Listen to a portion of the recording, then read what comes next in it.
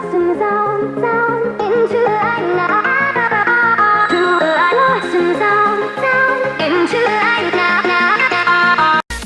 halo, selamat datang di channel The Pokemon ya. Di channel ini gue bakal fokus untuk bahas anime Pokemon Season Sword and Shield.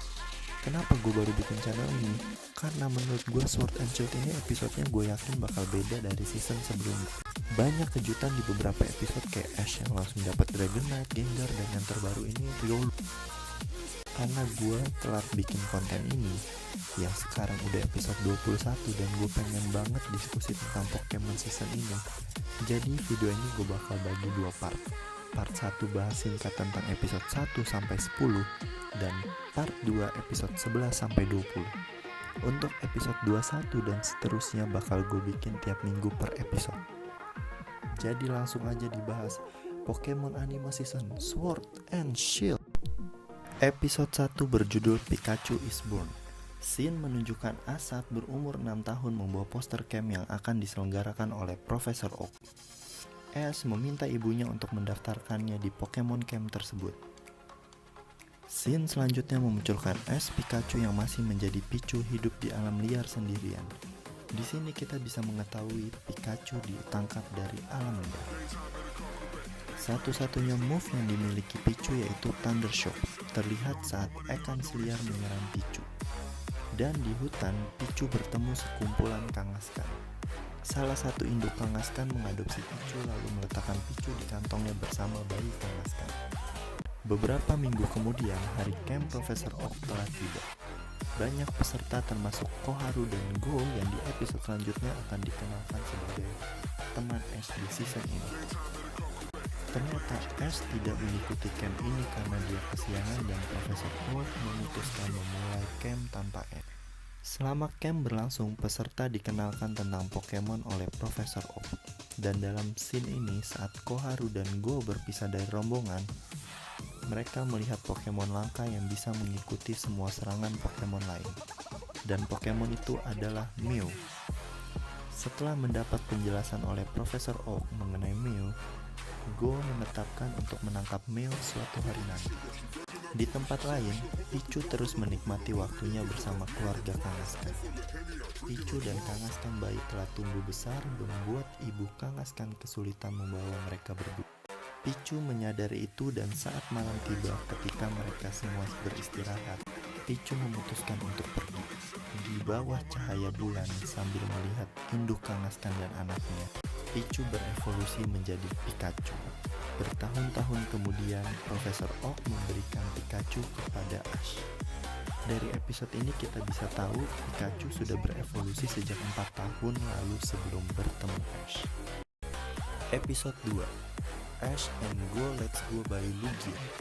Episode 2 ini baru diperkenalkan opening dari Pokemon Sword and Shield. Scene dimulai dengan menunjukkan beberapa penghargaan yang sudah didapat Ash selama menjadi Pokemon Trainer.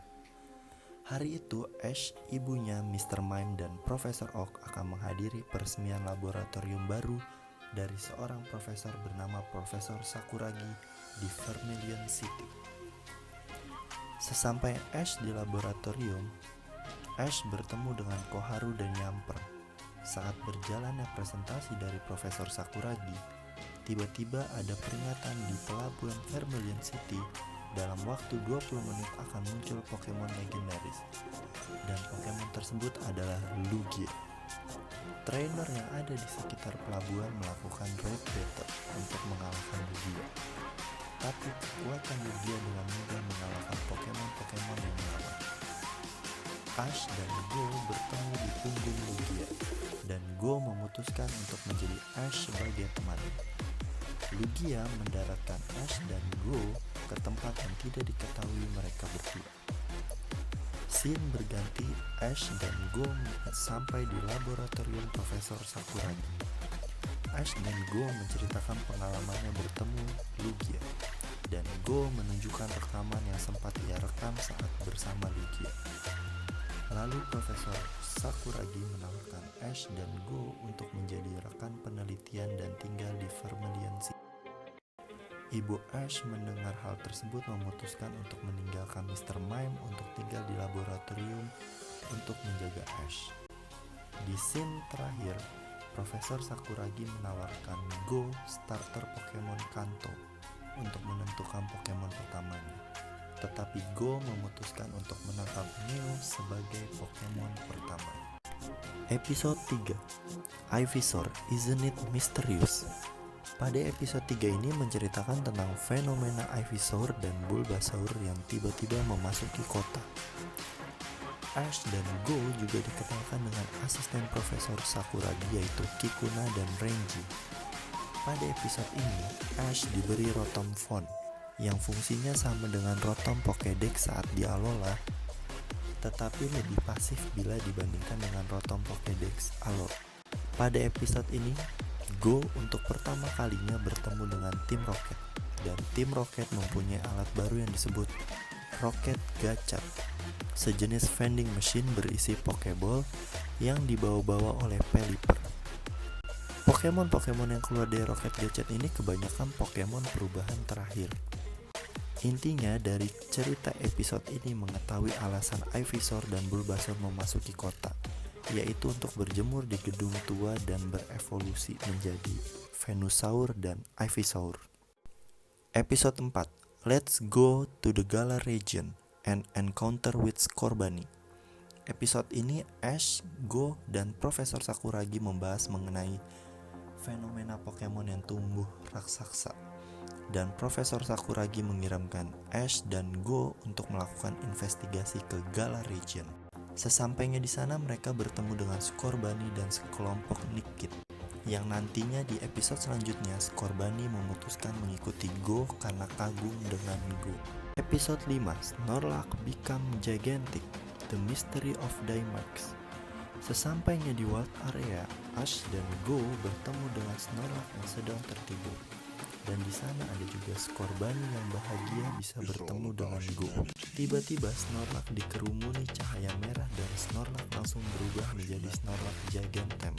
Singkat cerita, Ash dan Go berhasil mengembalikan Snorlax ke bentuk normal dan Go memutuskan untuk menjadikan Scorbunny menjadi Pokemon pertamanya. Episode 6, Catch a Lot of Pokemon, The Path to Mew. Di episode 6, Go setelah berhasil menangkap Scorbunny, dia tertarik untuk menangkap lebih banyak Pokemon lagi untuk mengisi Pokédex. Ash menyarankan untuk pergi ke hutan bersama untuk mencari Pokemon. Di hutan, Go berhasil menangkap semua Pokemon tipe bug di Kanto seperti Caterpie, Metapod, Butterfree, Weedle, Kakuna, Beedrill, Pinsir, Venonat, Venomoth, Paras, Parasect, dan Scyther. Episode 7, The Hoenn Region, Site of Fierce Fight, The Battle Frontier Challenge. Episode 7 menceritakan Ash dan Go pergi ke Hoenn Region untuk mengikuti Battle Frontier Flood Cup. Sesampainya di Hoenn, Go menangkap Tailo. Pokédex mengatakan bahwa Tailo adalah pemakan Wurmple, jadi Go mengeluarkan Tailo untuk mencari Wurmple. Saat Battle Frontier Flood Cup dimulai, Go mengalami kekalahan pertamanya saat melawan Hauji trainer yang berasal dari Hoenn. Sedangkan Ash berhasil menang hingga melaju ke final untuk berhadapan dengan Hauji. Di pertandingan tersebut, Ash menggunakan Mr. Mime dan Pikachu, sedangkan Hauji menggunakan Hariyama dan Mike Haine. Ash memenangkan Battle Frontier Flood Cup setelah mengalahkan Hauji. Go melihat pertandingan final tersebut menyimpulkan bahwa pertempuran Pokemon itu benar-benar menyenangkan. Setelah kembali ke laboratorium Profesor Sakuragi, Go mengeluarkan 3 Wurmple yang telah ia dapat. Alasan Go mengambil 3 Wurmple karena Wurmple bisa berubah menjadi Cascoon dan Silcoon. Episode 8, Don't Lose Piplup, The Drift Ice Race in the Sinnoh Region. Scene bermula ketika Ash dan Go sedang di pelabuhan untuk menangkap Tentacool. Tiba-tiba dari kejauhan ada Pokemon yang muncul dan ternyata itu Piplup. Piplup tampak kelelahan. Ash dan Go langsung membawa ke laboratorium. Setelah Renji mencari siapa pemilik Piplup ini, ternyata adalah seorang wanita yang tinggal di Sinnoh Region.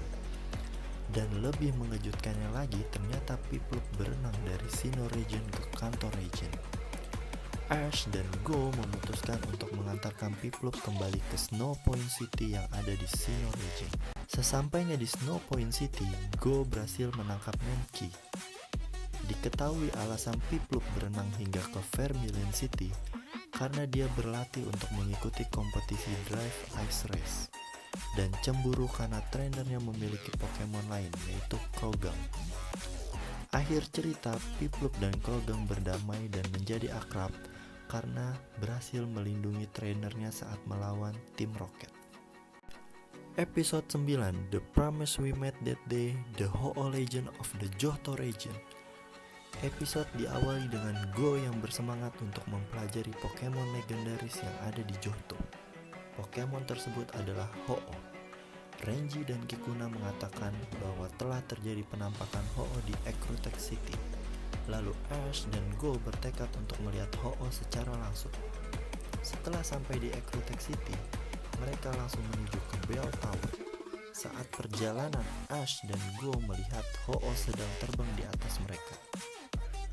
Ash langsung memerintahkan Pikachu untuk menyerang Ho-Oh dan saat itu Ho-Oh langsung terjatuh. Ketika Ash dan Go menghampiri, ternyata Ho-Oh yang mereka lihat hanyalah Viro dan Cyndaquil yang dibuat tampak seperti Ho-Oh oleh trainernya. Trainer tersebut bernama Kurio. Dia beralasan melakukan hal itu untuk membuat kakeknya senang, karena selama ini kakeknya mencari-cari Ho-Oh sejak masih muda. Scene berganti saat Ash, Go, Kurio, dan kakeknya masuk ke Bell Tower untuk meyakinkan kakek Kurio bahwa Ho-Oh itu ada. Saat di dalam Bell Tower, Go berhasil menangkap Miss Dreyfus dan Stantler yang sebelumnya berhasil menghipnotis rombongan Ash dan Go. Akhir cerita, kakek Kurio berhasil melihat Ho-Oh ketika Ash, Go, dan Kurio memutuskan untuk meninggalkan Bell Tower ketika sudah di puncak Bell Tower. Episode 10, The Dragonite Paradise and Dragonaire's Ordeal. Scene bermula saat Ash dan Go menonton wawancara televisi seorang kapten kapal yang diselamatkan dari bangkai kapal oleh Dragonite. Ash berkeinginan untuk bertemu Dragonite suatu hari nanti, tapi Renji menjelaskan sulit untuk bertemu Dragonite karena mereka tinggal di sebuah pulau tersembunyi yang dihuni hanya oleh Dratini, Dragonite, dan Dragonite.